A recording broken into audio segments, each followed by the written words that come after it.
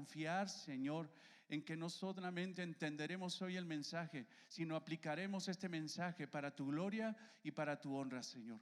Gracias, Padre. Gracias, Señor Jesucristo. Gracias, Espíritu Santo. Gracias, gracias. En el nombre de Cristo oramos y decimos amén.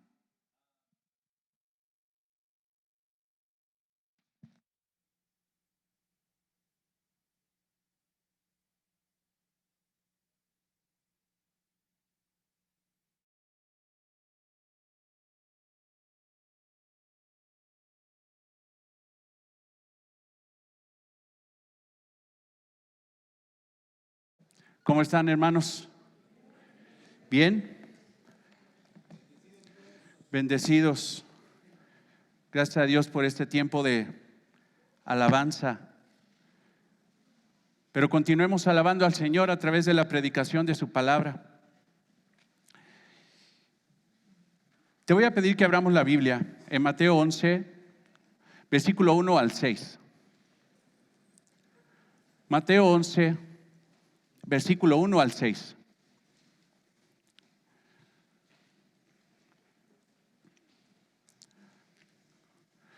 Dice la palabra de Dios: cuando Jesús terminó de dar instrucciones a sus 12 discípulos, se fue de allí a enseñar y a predicar en las ciudades de ellos. Y al oír Juan en la cárcel los hechos de Cristo, le envió a Dios a 2 de sus discípulos para preguntarle: ¿eres tú aquel que había de venir o esperamos a otro? Respondiendo Jesús le dijo: id y hacedle saber a Juan las cosas que oís y veis. Los ciegos ven, los cojos andan, los leprosos son limpiados, los sordos oyen, los muertos son resucitados y a los pobres es anunciado el evangelio. Y bienaventurado es el que no halle tropiezo en mí. Amén. Amados hermanos, hoy regresamos a este glorioso evangelio de Mateo. Después de 7 meses de predicar Colosenses, que damos gracias a Dios por esa oportunidad que nos dio de poder profundizar en esta epístola hermosa de Pablo a los Colosenses, hoy regresaremos a la predicación de este evangelio hermoso, el evangelio de Mateo. Para los que se están integrando por primera vez aquí a la iglesia en Palabra Abundante, les comentamos que hace aproximadamente, yo creo que más de 2 años y medio, comenzamos con la predicación expositiva y seriada de Mateo. Recuerdo que empezamos con la predicación del Sermón del Monte, donde estuvimos 1 año, 2 meses predicando esos 3 capítulos. Después, terminando esos 3 capítulos, llegando al capítulo 7, continuamos del capítulo 8 al 10. Pero después pusimos una pausa y regresamos a predicar Mateo 1 al 4. Como bien decía Israel en los anuncios, hemos predicado ya 10 capítulos de estos 28 capítulos del Evangelio de Mateo. Y a partir de hoy, si Dios nos lo permite, vamos a continuar con la predicación entonces del capítulo 11 al capítulo 28. Espero que no tengamos nietos antes de terminar esta predicación. Porque si el Sermón del Monte nos llevó 1 año, 2 meses en 3 capítulos, pues solamente el Señor sabe en qué momento terminaremos. Pero lo que sí te digo, hermanos, es de que esto va a cambiar aún más la vida de la iglesia para gloria y honra de Dios. Va a ser hermoso que la iglesia reciba la instrucción de un evangelio completo, el evangelio de Mateo. Ahora, permíteme sacar el GPS espiritual. ¿Dónde estamos ubicados? ¿Dónde estamos hoy ubicados? En ese capítulo 11 que tienes abierto. Y en sí, a fin de cuentas, ¿qué es el evangelio de Mateo? Mateo, como recuerdas, seguramente muchos lo recordarán, Mateo tiene muy claro un propósito. El evangelio de Mateo fue escrito para presentar a Jesucristo como el Señor, el Rey de Reyes, Señor de Señores, el Rey de Israel y a fin de cuentas el Rey del universo. Ese es el propósito del evangelio de Mateo. Mateo está escribiendo y redactó, inspirado por el Espíritu Santo, un evangelio destinado a los judíos que tenían duda acerca de quién era realmente el Mesías, el Rey venidero, el que había de venir. Mateo entonces, a diferencia de los demás evangelios, tiene un propósito, y el propósito es mostrar el reinado perfecto de Jesucristo. Entonces, en estos 10 primeros capítulos de Mateo que estudiamos, en esta serie de predicaciones, Mateo da testimonio y prueba que Jesús es el Rey. Mateo entonces es usado por el Espíritu Santo para dar evidencia contundente de la realidad de quién es Jesús. Son como las pruebas en un juicio. Cuando se piden pruebas para dictaminar la culpabilidad de alguien o la realidad de alguien, se presentan las pruebas. Y Mateo está presentando las pruebas de 28 capítulos. Ya hemos estudiado 10 capítulos de quién es realmente Jesucristo. ¿Cómo son esas pruebas? A lo mejor yo te pido que vayas a Mateo 1. Las pruebas que Mateo pone a los judíos son contundentes. La primera prueba es histórica, la genealogía de Cristo, y eso lo puedes ver en Mateo 1, del 1 al 17. La segunda prueba es milagrosa, el nacimiento virginal del Rey, Mateo 1, 18, 25. La tercera prueba es profética, la profecía del Rey venidero, Mateo 2, 1, 23. La cuarta prueba es el anuncio del Rey, su heraldo, el heraldo del Rey, Juan el Bautista, porque este Rey tiene un heraldo, un proclamador, uno que allanó el camino del Señor, Mateo 3, 1 al 12. La quinta evidencia o prueba es el inicio del ministerio del Rey. Jesucristo es el Hijo de Dios, Mateo 3, 13, 17. La sexta prueba es el poder del Rey sobre Satanás y el pecado. El Rey es impecable y Satanás lo tentó en el desierto, pero el Rey es impecable, no cayó. Mateo 4, 1 al 11. La séptima es el edicto del Rey, el sermón del monte, Mateo 5, 1 a Mateo 7, 29.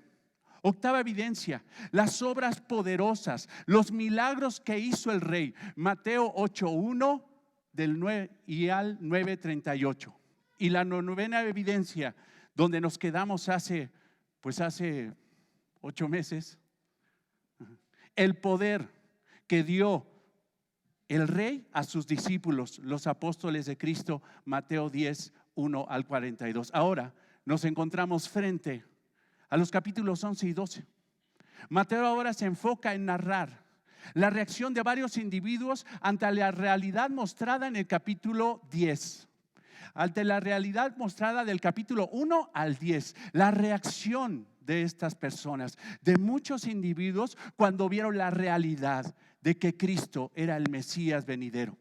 Entonces, en los capítulos 11 al 12 hay una serie de individuos que dieron unas respuestas negativas. Si te fijas, vamos a estudiar estas respuestas negativas, pero al mismo tiempo vamos a ver una apelación positiva que derriba esos argumentos de estas personas que vamos a estar estudiando.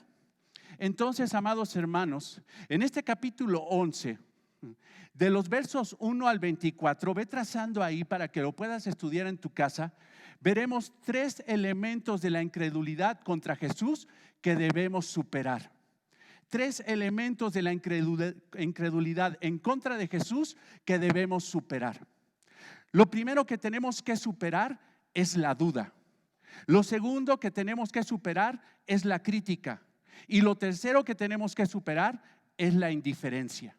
Eso es lo que nos vamos a aprender a través de este texto maravilloso del Evangelio de Mateo. ¿Me acompañas?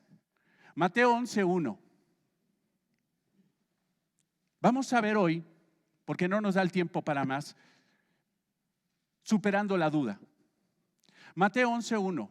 Cuando Jesús terminó de dar instrucciones a sus 12 discípulos, se fue de allí a enseñar y a predicar en las ciudades de ellos. Ahí ponemos pausa. Cuando Jesús terminó de dar estas instrucciones a sus 12 discípulos. Como lo habíamos estudiado, Mateo está formado, y no sé si tú lo sepas, a lo mejor hoy te enteras, que Mateo está formado por 5 discursos acompañados por 5 secciones narrativas. Así está de alguna forma trazado. El Espíritu Santo puso en Mateo ese interés de hacer esta narrativa a través de discursos. El verso 1 marca, si te fijas, vete al verso 1. Cuando Jesús terminó, ¿qué dice ahí? De dar, ¿qué? Instrucciones. Ahí está terminando algo. ¿Qué quiere decir? Que está terminando de dar el segundo discurso que tiene el Evangelio de Mateo.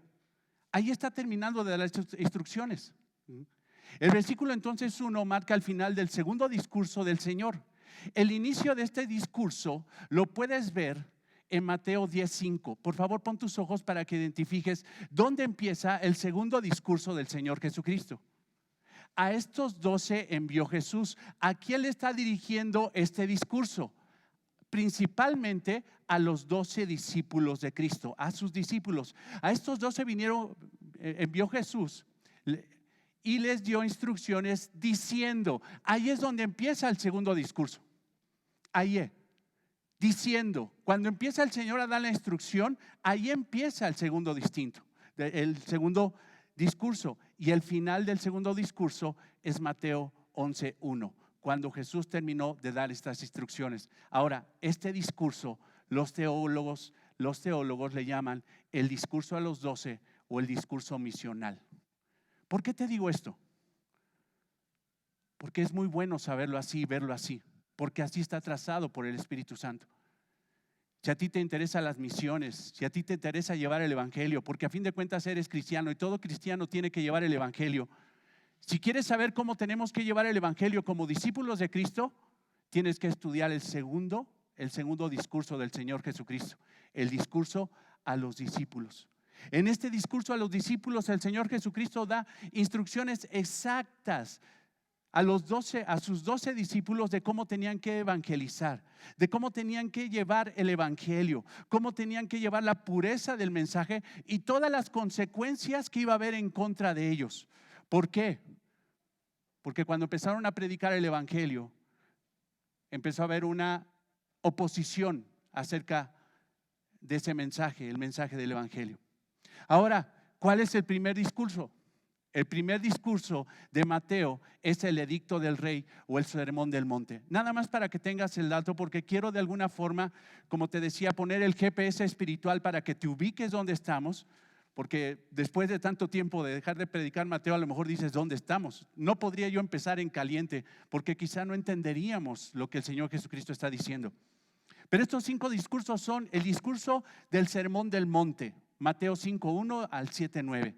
Discurso de la comisión a los 12 o misional, Mateo 10:1-42. El discurso parabólico o las parábolas del reino, que las vamos a estudiar en Mateo 13:1-52. Después el discurso a la iglesia o el discurso de la enseñanza de que el creyente es como un niño y debe de ser como un niño, Mateo 18:1-35. Y el último discurso de Mateo es la segunda venida de Cristo o el discurso escatológico, Mateo 24:1 al 25:46.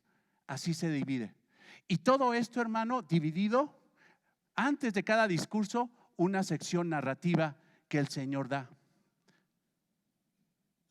En esta sección nosotros podemos ver, por ejemplo, en el Sermón del Monte podemos ver que el edicto del rey, que Jesús proclama las realidades del reino, proclama realmente lo que es el reino, quiénes son los que están en el reino, cómo tienen que comportarse los que están en el reino e incluso cómo se entra al reino. En este segundo discurso, el discurso de los discípulos que hoy estamos viendo en este versículo 1 del capítulo 11, estamos viendo el discurso misional, de cómo tenían que llevar el mensaje los discípulos, de cómo el sistema religioso, político, social, incluso su propia familia se levantarían en contra de los apóstoles. Porque eso pasó, hermanos. Todo el sistema, Satanás y el sistema del mundo se levantó en contra de la predicación de los apóstoles. De eso habla. Pero el Señor Jesucristo siempre fue honesto en este discurso, el segundo discurso, y les habló de la realidad de lo que les iba a pasar. Bien, ahora estamos en el capítulo 11 y 12. Pero ahora vamos a ver cómo lo que Él proclamó y les dijo que pasaría con sus discípulos empieza a pasar en su propia persona. Ve al versículo 1 del capítulo 11, cuando Jesús terminó de dar estas instrucciones a sus 12 discípulos. ¿Qué quiere decir eso? Que está terminando el segundo discurso del Señor Jesucristo. Después dice, se fue de allí a enseñar y a predicar en las ciudades de ellos. Ahora, el Señor Jesucristo manda a sus discípulos y los manda solos. Pero después, al mismo tiempo, en lo que ellos van a predicar a Galilea, porque les dice que prediquen, si me acompañas en Mateo 10:5, probablemente ahí está bien cerca de donde estás. Les está diciendo que vaya a predicar a Palestina, a Israel. No les dice que vaya a predicar con los gentiles, porque el propósito soberano de Dios fue primero con su pueblo, predicarle a los judíos. Mateo 10:5. ¿A dónde fueron a predicar estos? Porque dice el Señor, ellos se fueron a predicar y Él se fue a predicar a la ciudad de ellos. Mateo 10:5. A estos 12 envió Jesús y les dio instrucciones diciendo, por camino de gentiles no vayas. No es a los gentiles donde van a predicar ustedes, sino van a predicar a los judíos. A las ciudades samaritanos no entréis. Ni a gentiles ni a samaritanos prediquen el evangelio. Eso será en otro tiempo. Sino id antes a las ovejas perdidas de la casa de Israel. Ahí fueron a predicar sus discípulos. Ahí fueron. El Señor siguió su ministerio ahora solo. Él se fue de allí. Si ves ahí el texto que estamos estudiando, y se fue de allí a enseñar y a predicar en las ciudades de ellos. Contrario a lo que muchos piensan, el principal ministerio del Señor Jesucristo fue enseñar y predicar. Ve ahí las palabras, enseñar y predicar. Muchos creen que el único ministerio del Señor Jesucristo es sanar. Muchos creen que el único ministerio del Señor Jesucristo es hacer milagros. Pero el principal ministerio del Señor Jesucristo, este ministerio doble, es la enseñanza y la predicación de la palabra de Dios. Para eso lo mandó el Padre. Jesús entonces predicaba y enseñaba el mensaje del Padre, que el Padre le comisionó. El mensaje de las buenas nuevas del evangelio. Jesús predicaba en la calle, donde Él creía conveniente, donde Él era guiado por el Espíritu Santo. Jesucristo predicaba. Ahora, hermanos, ¿el Señor Jesucristo solamente predicó en la calle? No, también predicó en la sinagoga de los judíos. En la reunión de las sinagogas era tradicional, hermanos, que se hiciera un estudio, una predicación expositiva de la palabra. ¿Qué hacían en las sinagogas? Tomaban el rollo, lo extendían, el rabino o la persona que era invitada extendía el rollo, lo leía y lo explicaba. Jesucristo hizo lo mismo. Mateo 4:23. Jesucristo no solamente predicaba y predicó en Galilea, sino que predicaba en las calles de Galilea y en las sinagogas de ellos, de los judíos. Mateo 4:23, si me acompañas. Y recorrió Jesús todo Galilea, enseñando en las sinagogas de ellos. Fíjate, ¿dónde estaba predicando? ¿Dónde iba él a ejercer su ministerio? Y predicando el evangelio del reino y sanando toda enfermedad y toda dolencia. Entonces el Señor Jesucristo manda a sus 12 a predicar a Galilea, y en la región de ellos, en el pueblo de ellos, también Él predicaba el evangelio, Él predicaba las buenas nuevas. Pero ¿sabes qué? Juan está en la cárcel, y Juan, fuera de todo pronóstico, empieza a dudar de Jesús. Empieza a dudar. Versículo 2, por favor, pon tus ojos. Y al oír Juan en la cárcel los hechos de Cristo, le envió 2 de sus discípulos para preguntarle: ¿eres tú aquel que había de venir o esperamos a otro? Fíjate, Mateo nos narra que Juan el Bautista estaba ¿dónde? En la cárcel. Juan había sido preso por confrontar el pecado de Herodes Antipas. Este tetrarca era un pecador. Este tetrarca estaba cometiendo pecado de adulterio. Y Juan, hermano, porque si algo tenía Juan el Bautista es que era valiente. Tenía los pantalones espirituales bien fajados. Este hermano no tenía, y perdóname la expresión, pelos en la lengua. Era un hombre directo. Era un hombre que confrontaba a quien sea. A los fariseos les dijo sepulcros blanqueados. No, les dijo generación de víboras. Eso fue lo que le dijo. Eso fue lo que dijo. Pero en Mateo 14, 3, 5 vemos qué pasó. ¿Por qué Herodes reaccionó tan violentamente en contra de Juan el Bautista? Dicho sea de paso, hermanos, Juan el Bautista no es el escritor del Evangelio de Juan. Son Juanes muy distintos. Son muy distintos, para que no te vayas a confundir. Mateo 14, 3, 5. Porque Herodes había prendido a Juan y le había encadenado y metido en la cárcel por causa de Herodías, mujer de Felipe, su hermano, que realmente era su medio hermano. Herodes había tomado a la esposa de su hermano para sí. Porque Juan le decía, versículo 4, no te es lícito tenerla. O sea, es pecado tener como esposa a la esposa de tu hermano, de tu medio hermano. Eso es pecado, no te es lícito tenerla.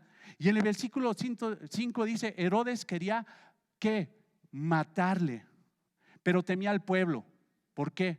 Porque tenían a Juan por profeta. Juan era el hombre popular en ese momento. Y Herodes no quería matarlo porque sabía que se iba a echar al pueblo encima. Porque si algo pasó en el ministerio de Juan, es que Dios en su gracia permitió que fuera extremadamente popular. Herodes entonces contrajo un escandaloso matrimonio con Herodías, esposa de su medio hermano Herodes Filipo.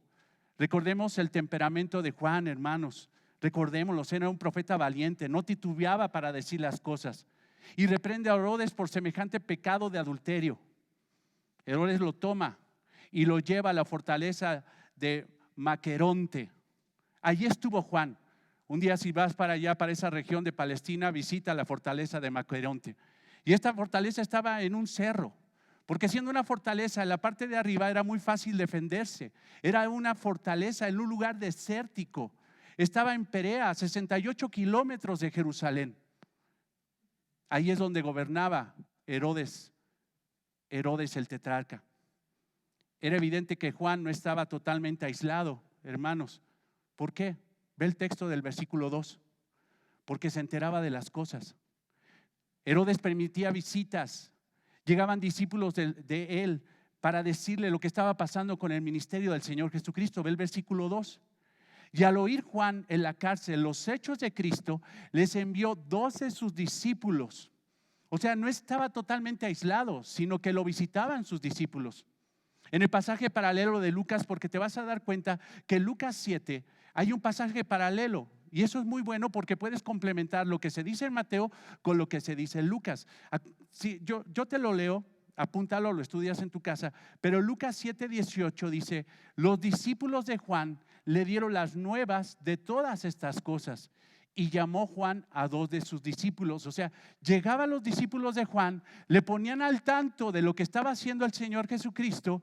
Y después el mismo Juan tomó a 2 discípulos para que fueran a preguntarle a Jesús una pregunta específica, memorable, que aparece en las Escrituras.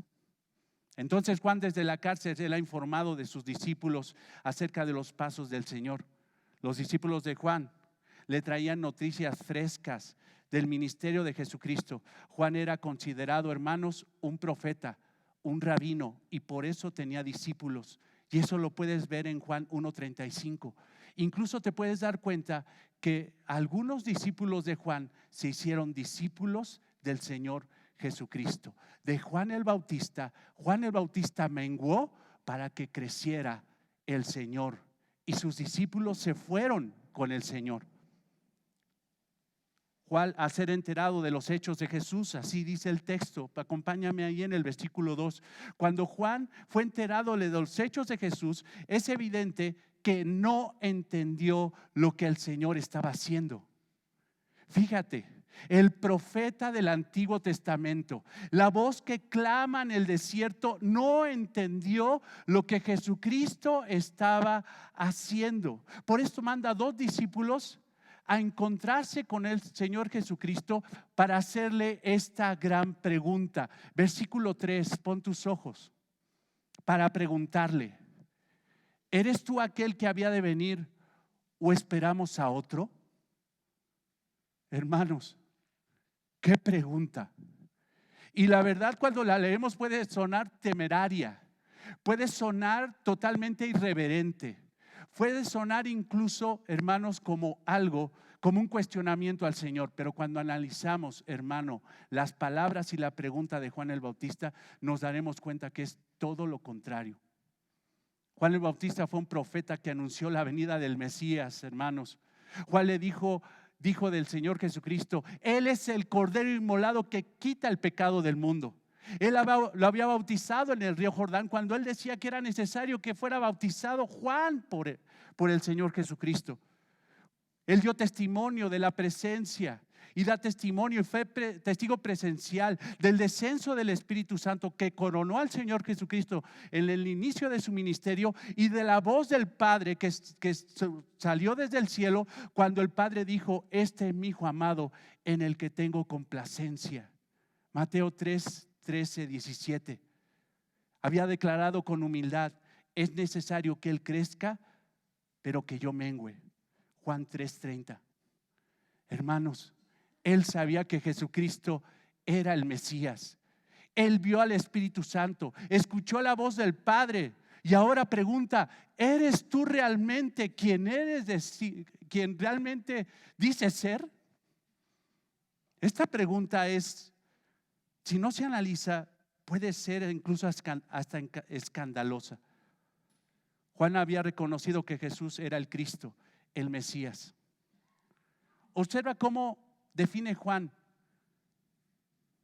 en su pregunta al Señor: ¿eres tú aquel que había de venir?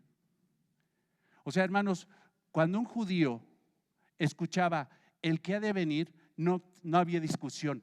Ellos sabían que el que había de venir era el Mesías, era el Hijo de David, era el renuevo, era el Rey de Reyes, el Señor de señores. El que había de venir era un título más del Mesías de Dios. Era el Cristo de Dios, era el ungido de Dios. Por eso Juan le dice: ¿eres tú el Mesías? El Mesías prometido, el que había de venir. La primera vez que vemos esta expresión, hermanos, lo vemos en el Salmo 118, 26. Te pido que me acompañes. Salmo 118, 26. Bendito el que viene, no sé, los que traen trasfondo católico romano.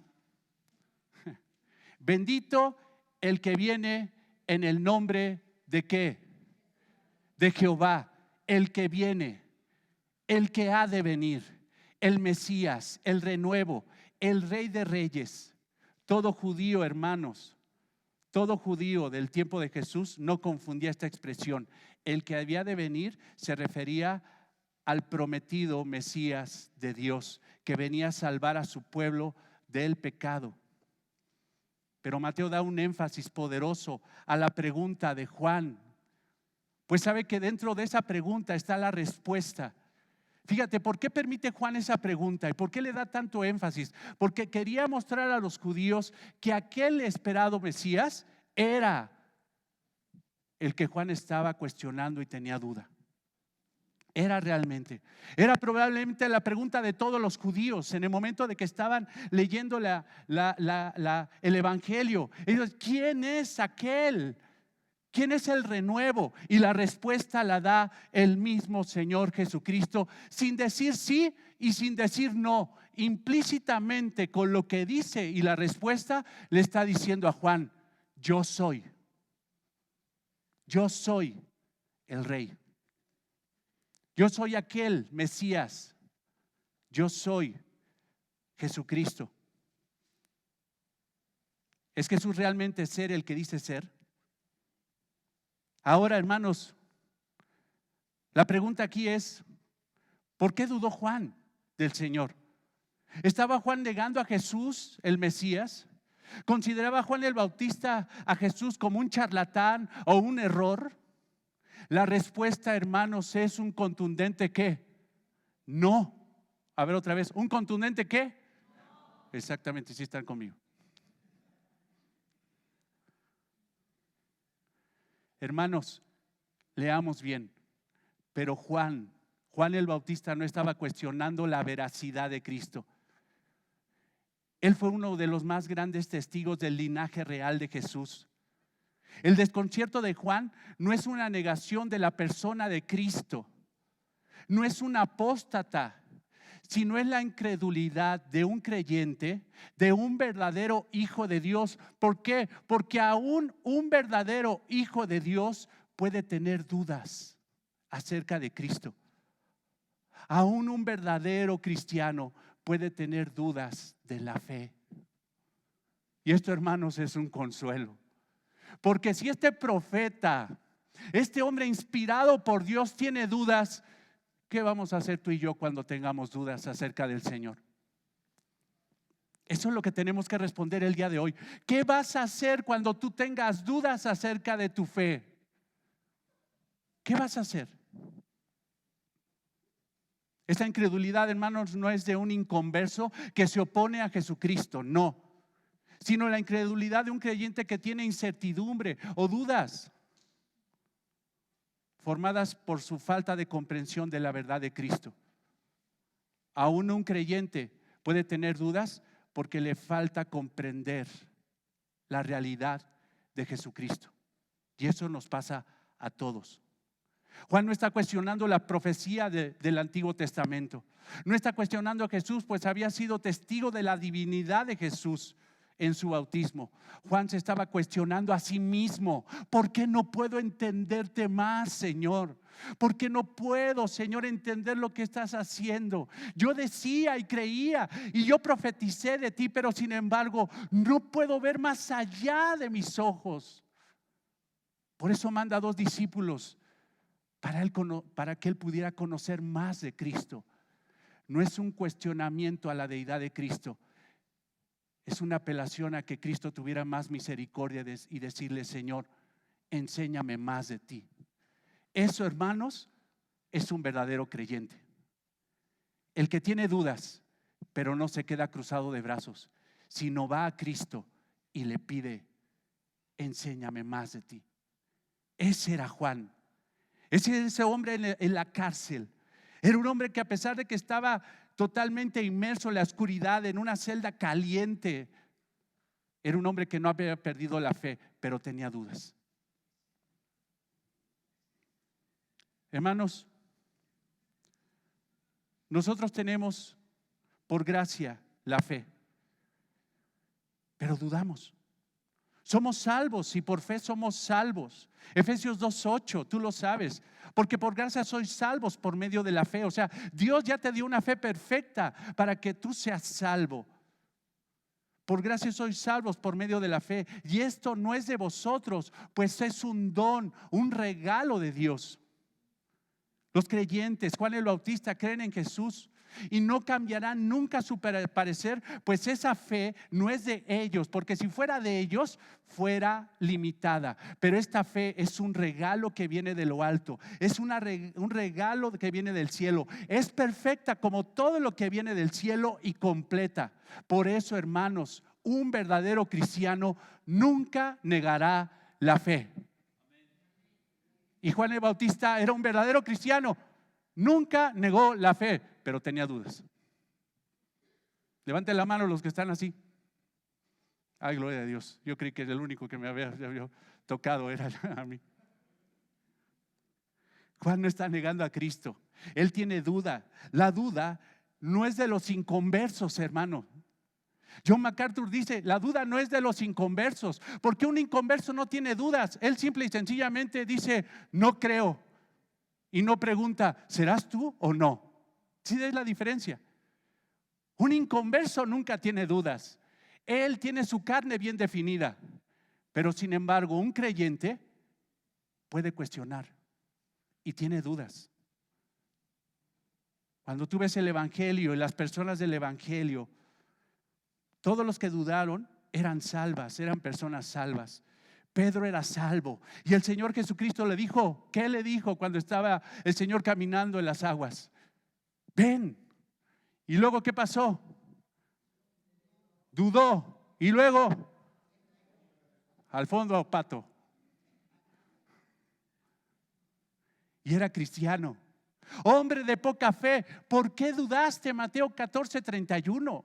Aún los apóstoles de Cristo, hermano, dudaron. Juan el Bautista dudó, Jonás dudó.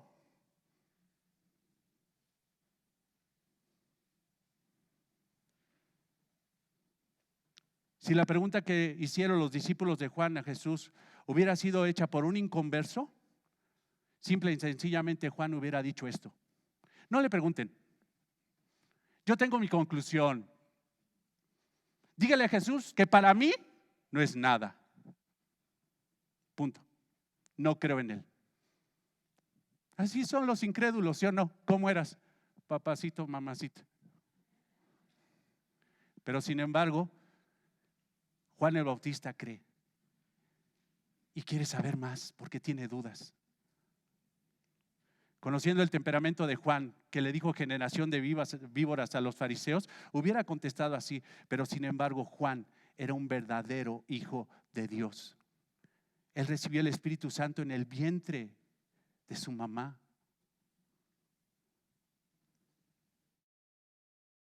¿Nunca te ha pasado, hermano, que puedes tener dudas acerca de una persona, pero la conoces también y es digna de tu confianza, pero dices, o sea, no es que desconfíe de ti, pero quiero saber por qué estás haciendo esto? ¿Te ha pasado? A mí me pasó la semana pasada con un cliente. Le llegué con una cuenta para actualizar una página de internet. Y cuando le llegas a los clientes con dinero, dirá, ¿cómo? O sea, ¿qué es esto? Sí, es que mira, hay que hacer esto y esto y esto y esto no lo sé hacer, hay que contratar a una persona, Pero ¿sabes qué me dijo esta persona? Mira, yo confío en ti en todo. Nada más tengo dudas de lo que vas a hacer. Pero quiero que me entiendas, yo te doy el dinero porque confío en ti. Nada más explícame porque no te entiendo. Que alguien me explique. Es lo mismo. Señor, yo confío en ti. No mando estos 2 discípulos para cuestionarte, para negarte, sino que simple y sencillamente, Señor, no entiendo lo que estás haciendo. Tengo dudas.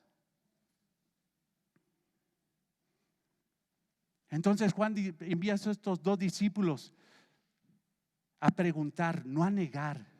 Él sabía que Jesús era el Mesías, el verdadero Mesías prometido de Dios. Juan quería tener un mayor entendimiento de Cristo. La confusión de Juan era dentro de la fe salvífica. Pero ¿sabes cuál era el problema de Juan? Que Juan creía que Jesucristo venía a enjuiciar a todos, a darle chicharrón a todos, a sacar la hoz y empezar a arrancar a todos esos inconversos que no se habían repetido y mandarlos directamente al infierno, porque Juan predicó ese mensaje. Mateo 3, 8, 12. Sí te voy a pedir que vayamos ahí para que veas qué estaba pasando en la mente de Juan.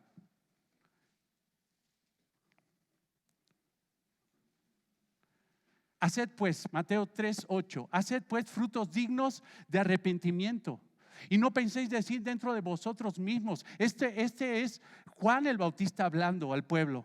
Y Abraham tenemos por padre, porque yo os digo que Dios puede levantar hijos a Abraham aún de las piedras. Y ya también el hacha, fíjate, el juicio está puesto a la raíz de los árboles en contra de la religiosidad de Israel. Por tanto, todo árbol que no da buen fruto de arrepentimiento es cortado y echado fuera, echado en el fuego. Juan quería que ya los echaran al fuego. Yo a la verdad os bautizo, dice Juan, en agua. ¿Para qué? Para arrepentimiento. Pero el que viene tras mí, o sea, el Mesías, el verdadero Mesías, cuyo calzado yo no soy digno de llevar, es más poderoso que yo. Él los bautizará en Espíritu Santo y ¿qué? Y dice John MacArthur que ese fuego es juicio. Su aventador, está en su mano y limpiará su era y recogerá su trigo a los creyentes en el granero y quemará la paja en el fuego. A los inconversos que no reciben a Cristo como Señor y Salvador, que nunca se apagará. Juan creía que Jesucristo ya venía con la espada desenvainada para aniquilar a todos los pecadores. Y en el momento de que escucha que el Señor Jesucristo está sanando, en el momento de que escucha que el Señor Jesucristo está predicando, en el momento de que escucha que el Señor Jesucristo estaba ejerciendo misericordia en lugar de juicio, no entendió. ¿Que no venías para ejercer juicio? Y ahora me entero que estás ejerciendo misericordia en el pueblo. Juan creía que vendría un misericordia juicio en contra del pueblo. Pero al ser enterado de lo que estaba haciendo el Señor Jesucristo, se confundió. Su plan era distinto, pero déjame decirte, el plan del Señor siempre es distinto al plan del hombre, porque los caminos del Señor no son tus caminos y sus pensamientos no son tus pensamientos. El Señor siempre piensa distinto que tú. Y por eso hay duda, porque nunca podemos entender la plenitud del corazón de Dios.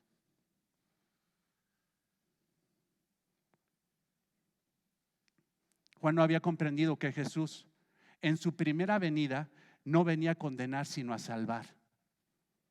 Recuerda el pasaje donde Jesús enseña la parábola en la sinagoga de los judíos. ¿Recuerdas ese pasaje? Te voy a pedir que vayamos ahí. Y hay algo ahí que yo estaba viendo. Lucas 4, 16, 21. Pero al mismo tiempo de que tú escuchas Lucas 4, 16, 21, tienes que recordar Isaías 61. Porque es el cumplimiento de la profecía de ese Mesías que vendría. Isaías había profetizado un juicio en contra del pueblo de Dios, en contra de Israel. Pero alrededor de todos esos capítulos de juicio que Dios da a través del profeta, también hay promesa de misericordia para Israel. Y esto es lo que lee el Señor Jesucristo. Lucas 4:16. Vino a Nazaret, donde se había criado, y en el día de reposo entró en la sinagoga conforme a su costumbre, y se levantó a leer. Y se le dio el libro del profeta Isaías. Ya habiendo abierto el libro, el Señor Jesucristo, fíjate, abre el libro, halló el lugar donde estaba escrito: el Espíritu del Señor, Isaías 61, está sobre mí. Por cuanto me ha ungido para dar buenas nuevas a los pobres, me ha enviado a sanar a los quebrantados de corazón, a pregonar libertad a los cautivos y vista a los ciegos, a poner a libertad a los oprimidos, a predicar el año agradable del Señor. Y enrolló. Fíjate, yo ya me iba a seguir. Fíjate, ya me iba a seguir con Isaías 61. Pero el Señor en el versículo 19 dice: a predicar el año agradable del Señor. Y después se detiene, enrolla el libro y lo dio al ministro y se sentó como rabino dando una enseñanza singular. Y los ojos de todos, porque en el momento de que el rabino se sentaba, los ojos todos los que estaban ahí ponían los ojos en ese rabino que se sentaba, porque iba a dar cátedra. Y en el 21 dice: y comenzó a decirles: hoy se ha cumplido esta escritura delante de vosotros. Ahora, ¿no leyó Isaías 61:2, donde dice: y el día de la venganza del Dios nuestro vendrá? ¿No lo leyó? ¿Por qué? Se pudo haber seguido, porque él sabía que en su primera venida él venía a proclamar libertad a los cautivos, no juicio. Él lo sabía, pero Juan el Bautista no. Por eso manda a 2 discípulos: pregúntele, porque seguramente me equivoqué. Yo me equivoqué. En la primera venida del Señor estará la misericordia, pero cuando el Señor regrese en su segunda venida, la misericordia se acaba y empieza la justicia, el juicio. Jeremías 33:15. Juan conocía el Antiguo Testamento, y en Jeremías 35:15 dice: en aquellos días y en aquel tiempo haré brotar a David un renuevo. ¿Quién es? Jesucristo. un renuevo de justicia y hará juicio y justicia en la tierra. Seguramente Juan tenía en mente estos pasajes, pero debemos de recordar que Juan no tenía toda la revelación completa. El Señor Jesucristo va a venir a juzgar. Si tú te mueres hoy sin Cristo, Cristo te va a juzgar. Y si vas sin Él, tu destino es el infierno, por no creer en Jesucristo. Pero ¿sabes qué? Hoy es el tiempo de gracia y estamos en los tiempos de gracia. En estos postreros días es el tiempo de gracia. Porque cuando el Señor regrese, Mateo 16, 27, escucha lo que dice Mateo 16, 27, y habla de la segunda venida de Cristo. Porque el Hijo del Hombre vendrá en la gloria de su Padre con sus ángeles, y entonces pagará a cada uno conforme a sus obras. Aunque el conocimiento de Juan el Bautista del Antiguo Testamento era muy amplio, no era completo, hermanos, por una sencilla razón: porque el plan redentor de Dios aún se estaba desarrollando y escribiendo. La palabra de Dios, hermano, no estaba completa. Tú tienes hoy, hermano, el canon cerrado. Tú sí tienes toda la información.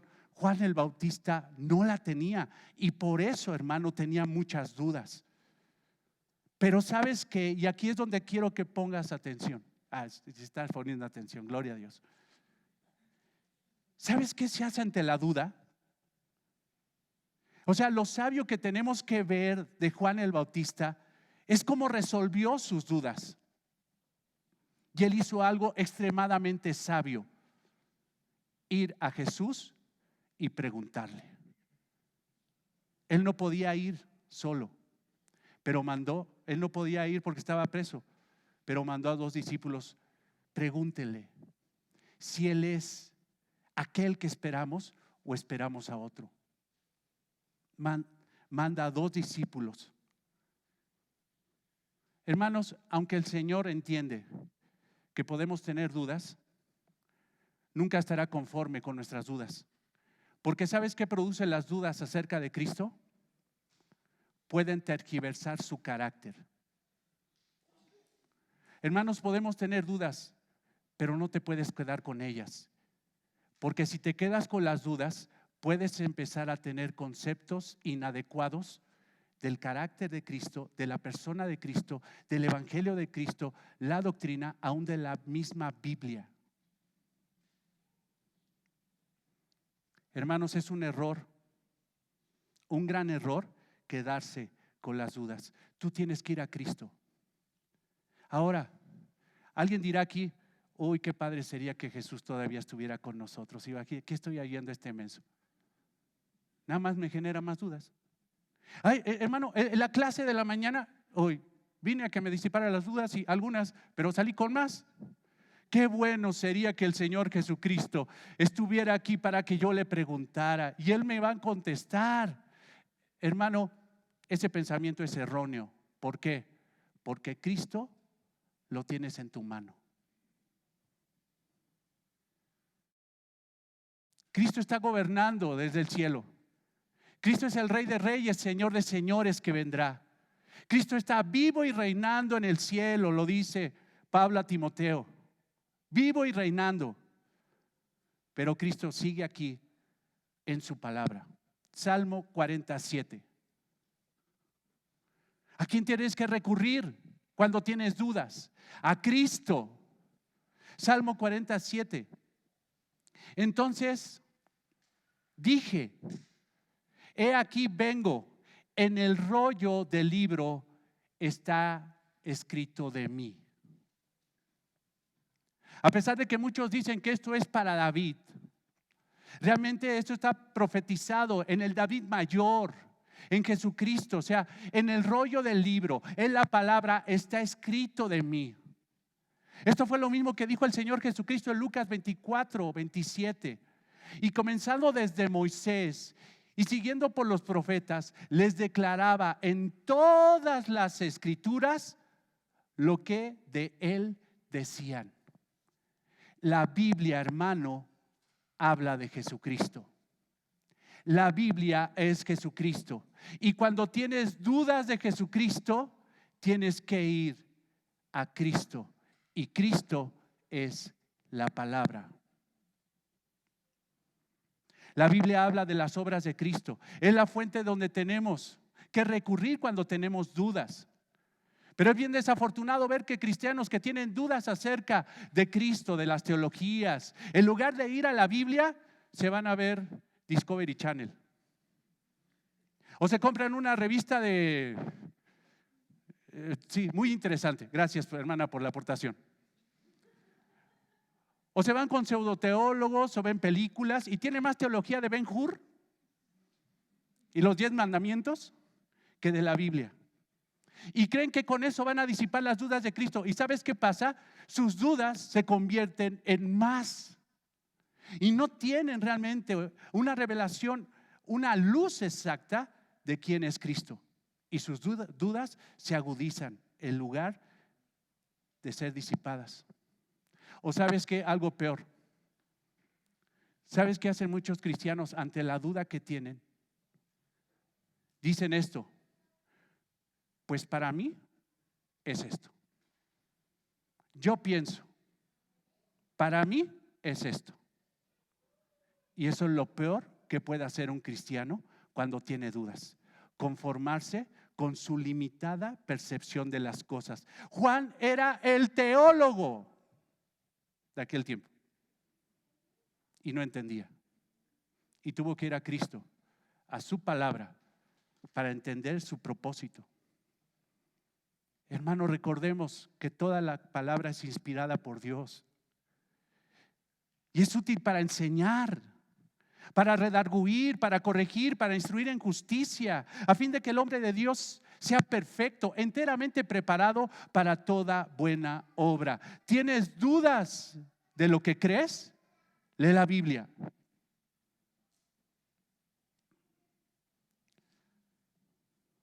Es la palabra y el estudio de la palabra que nos quita la incredulidad. Disipa las dudas, ahoga las dudas. Hermanos, la Biblia es la revelación más segura que tenemos.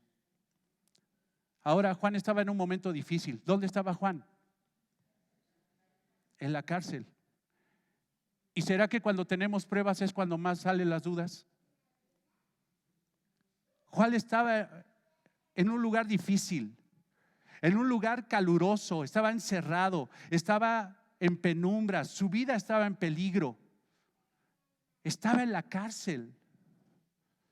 Es imposible ver cómo este ser que estuvo desde niño en el desierto, siendo un alma libre, un profeta valiente, independiente, drástico, agresivo, ahora estaba en una cárcel cuando nunca había estado encerrado. Hermanos, Barclay, un comentarista bíblico, dice: no podemos juzgar a Juan por sus dudas. Ay, ¿cómo es posible que tenga dudas? Tenía una prueba muy fuerte, y cuando hay pruebas es cuando más vienen las dudas. Pero ¿qué hizo Juan ante la prueba? Fue a Jesús. El rey David era creyente, y lee los salmos y ve la cantidad de dudas que tiene. Lee los salmos imprecatorios y te darán cuenta que están permeados de dudas. Y iba al Señor y le preguntaba: ¿dónde estás? Y sin embargo Dios le contestaba.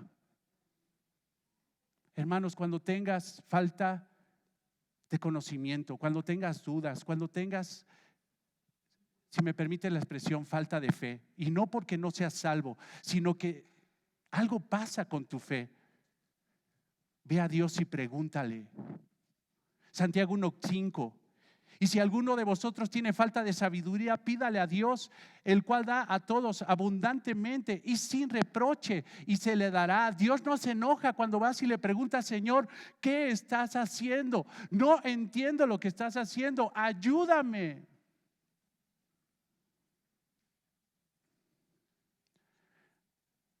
Si tú, cuando estás en una prueba, pierdes el gozo, es porque tu corazón está lleno de dudas y no conoces por qué estás ahí y por qué Dios te puso ahí.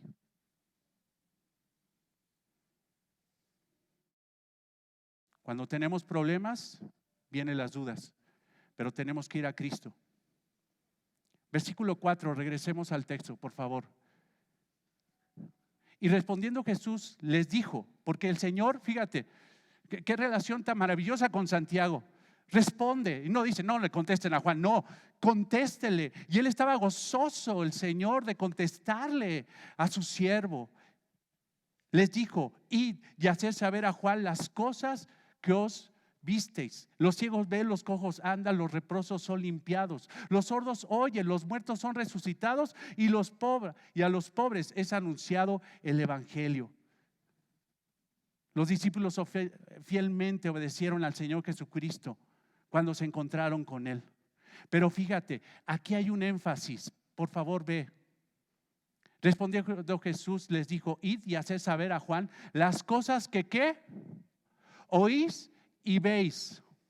En Lucas 7, 20, 21, fíjate lo que hizo el Señor, porque ahí tenemos un poquito más de información para ver la cronología del evento.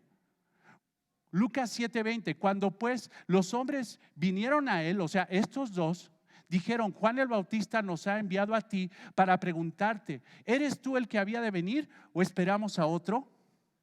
En esa misma hora sanó a muchos de enfermedades y plagas y de espíritus malos, y a muchos ciegos les dio la vista. En ese mismo momento. Por eso les dice el Señor Jesucristo a los discípulos, háganle saber a Juan lo que oyeron y lo que vieron. ¿Qué vieron? Sanidades, liberación.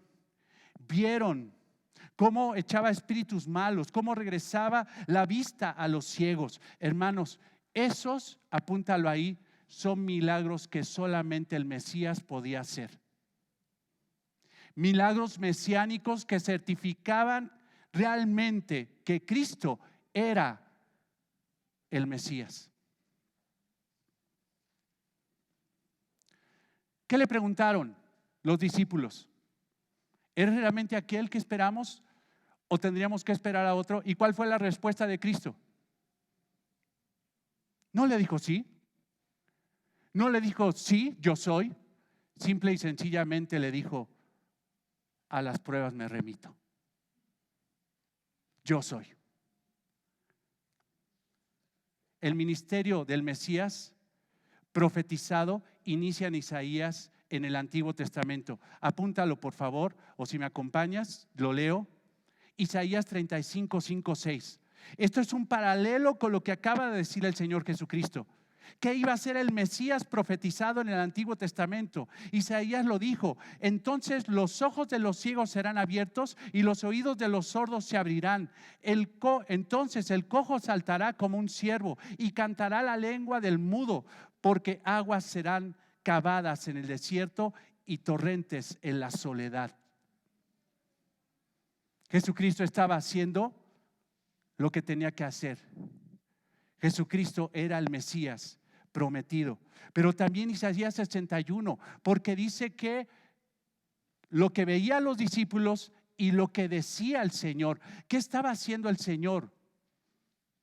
Estaba predicando el evangelio. Es Isaías 61, 1. A publicar libertad a los cautivos y a los presos, apertura de la cárcel. A publicar, a heraldear.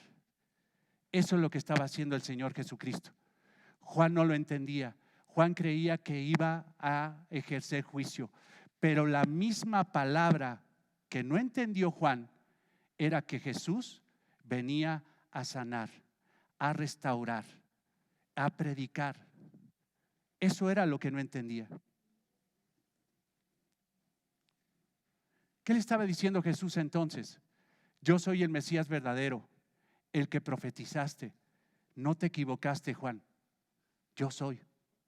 Nada más que dudaste. ¿Por qué dudas? Hombre de poca fe. Ahora este hombre recibe la bienaventuranza. Ve lo que dice. Y bienaventurado es el que no haya tropiezo en mí. A veces vemos, hermano, que las bienaventuranzas solamente se van a encontrar en Mateo 5. Bienaventurados los pobres en espíritu, bienaventurados los que lloran, bienaventurados los misericordiosos, bienaventurados los mansos. No, bienaventurados también es el que no halle tropiezo en mí. Bienaventurado, tú lo sabes. ¿Qué quiere decir bienaventurado? Feliz, Macarios, bendito en el Señor, completo en el Señor, bendecido en Él. Esta es una bienaventuranza, pero al mismo tiempo, hermano, es una suave advertencia y un tierno reproche de Cristo hacia Juan. Juan, te recuerdo una cosa: bienaventurado el que no haya tropiezo en mí, Juan. ¿Por qué dudaste? Porque en el momento de que dudas, pierdes la felicidad que yo te puedo dar.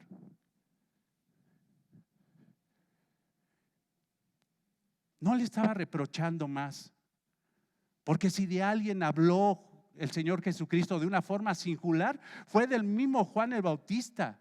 Más adelante en el versículo 11 dice: de cierto os digo, entre los que nacen de mujer no se ha levantado otro mayor que Juan el Bautista, pero sin embargo este dudó.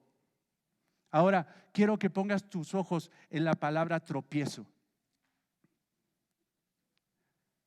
La palabra en el griego es escandalizo.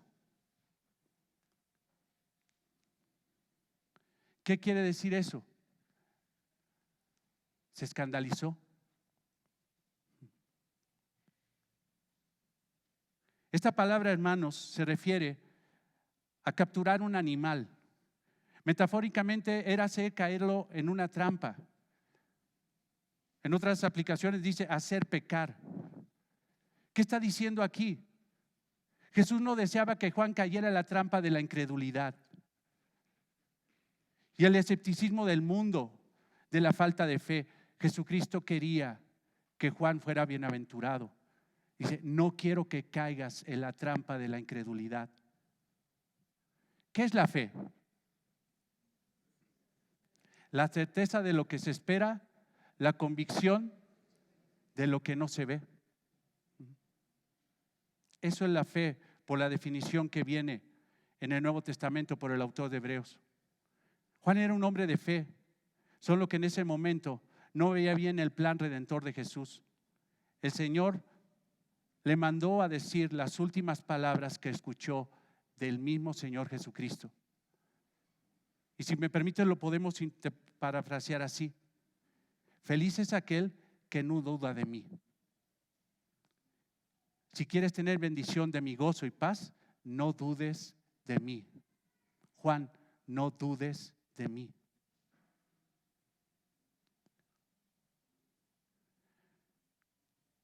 Juan fue mandado a decapitar por la solicitud de una mujer llamada Herodías. Pero podemos creer fielmente, hermanos, que en el momento de que lo decapitaron, él entendió las palabras del Señor Jesucristo y él murió feliz. En el momento de que fue decapitado, él murió feliz porque entendió el propósito del Señor. Hermano, cuando tú lees la Biblia y la entiendes, eso produce dicha. Y cuando tienes dudas y vas a Cristo y le preguntas y te contesta, eso produce bendición, bienaventuranza. Es fácil dudar cuando tenemos pruebas. Hermano, Jesucristo no sacó a Juan de la cárcel. Ni siquiera corrió para hablar con él. Simple y sencillamente hizo algo mucho más grande que la libertad. Incluso, hermanos, evitar la muerte. Lo alejó de la incredulidad. Porque ¿sabes qué? Si hoy aquí hay gente incrédula que no cree en Cristo, no eres feliz. Y nunca lo serás. Pero si tú crees en Cristo y tienes dudas, sé bienaventurado y ve a Cristo y pregúntale. Ve al Señor. Es fácil dudar cuando nos encontramos en un problema agudo. Cuando viene una enfermedad que está consumiendo nuestra salud, cuando viene un problema económico, cuando estamos afanados, desesperados por la cuestión de dinero, quizá un problema familiar, un divorcio en puerta, un luto, una pérdida. Son muchas cosas los que pueden producir dudas en nuestra fe. Aunque Jesús comprende nuestra debilidad y que sabe que podemos dudar, Él no quiere que dudemos, pues puede que esa duda robe la paz y el gozo en nuestro corazón. Cuando un creyente duda, no pierde la salvación. Juan no perdió la salvación, pues nuestro Señor Jesucristo no puede negar su propia promesa de que nadie nos arrebatará de su mano. Nadie. El apóstol Pablo nos recuerda algo muy importante. Si fuéramos infieles, Él permanece fiel. Él no puede negarse a sí mismo. Hermano, ¿qué haces cuando tu mente pregunta cosas como estas? ¿Será que Dios ya no está conmigo? ¿Será que Jesús dejó de obrar en mí? ¿Y si Dios no existe? Aún siendo cristiano, ¿podrías llegar a eso? ¿Y si mi doctrina está mal? ¿Y si ahora en esta iglesia otra vez van a predicar falsa doctrina y otra vez me voy a volver a equivocar? O sea, ¿a dónde voy? ¿Y si estoy equivocado? ¿Será el cristianismo la verdadera religión que conduce a Dios? ¿Y si no soy salvo? ¿Será Jesús real? Todas estas dudas se pueden disipar cuando tú vas a Cristo a través de su palabra. Su palabra te puede ayudar a creer y a disipar tus dudas. ¿Por qué? Porque la fe es por el oír y el oír la palabra de Dios. La Biblia te da la información. La falta de información bíblica genera dudas. Lee la Biblia y supera tus dudas. Amén.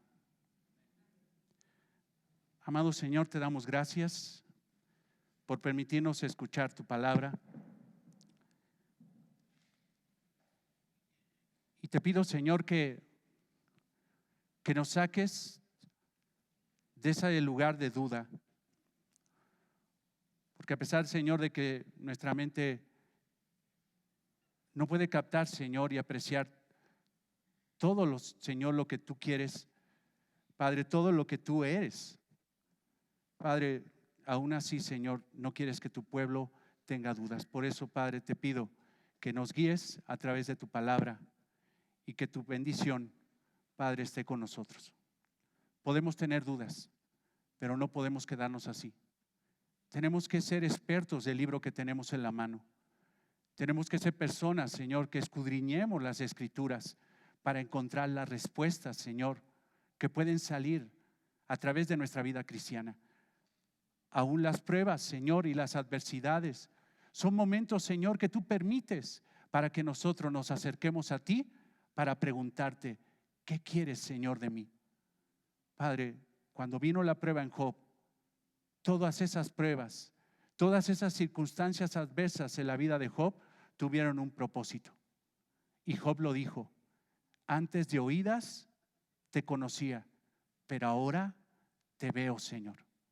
Gracias por las pruebas, gracias aún por las dudas que nos llevan a tus pies, a tu palabra, para estudiarla y encontrar la tierna respuesta hacia nuestra incredulidad, Señor.